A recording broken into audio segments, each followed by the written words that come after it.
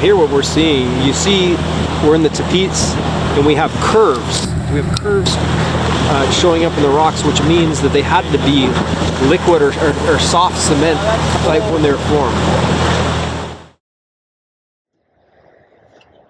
Sono qua al Grand Canyon con il geologo Andrew Snelling, che è uno dei geologi più preparati, uno studioso che sta facendo tanta ricerca sulle rocce nel Grand Canyon, e oggi ho il privilegio di chiedere a lui qualche domanda per aiutarci a capire perché il Grand Canyon ci insegna che la Terra è giovane.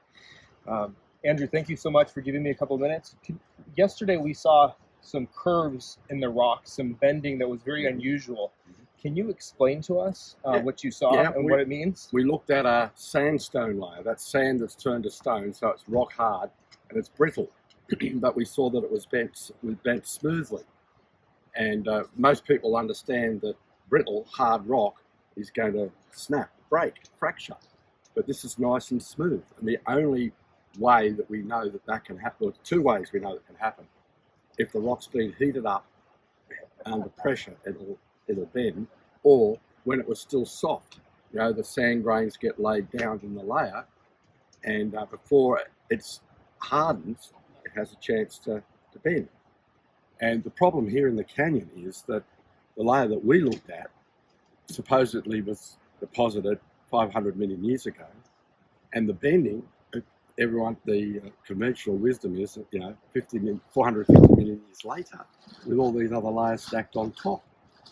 And so if the layer was still soft when it was bent, that completely eradicates all those millions of years. And the conventional wisdom is that a bit of heat and pressure, but the problem is you should see in the rock details of that heat and pressure and the features that would have caused it to, when a bit more plastic, to bend. And so my research has been going into sample and look under the microscope to check out those features. And the rocks in the bent layers are the same as the same layers miles away, samples compared. And so that means the layer was bent when it was still soft. So it was sediment laid down, bending, then cementing, versus being laid down, cemented, and then bent 450 million years later. And so that means that early in the flood it was laid down, months later it gets bent at the end of the flood, and then it dries out and cements. And so the evidence in the rock is totally consistent with the biblical picture of the flood. And so the rock under microscope shows no evidence of being fractured, No. which you would expect if it had been uplifted after it was hardened. And the minerals that were, the grains that were deposited are still the same as when they were deposited. They haven't been changed. And so that means that the 450 million years, 500 million years never happened. And you'd expect the minerals to have changed if it had been transformed under temperature and pressure. Correct. Yes. Okay. Yes.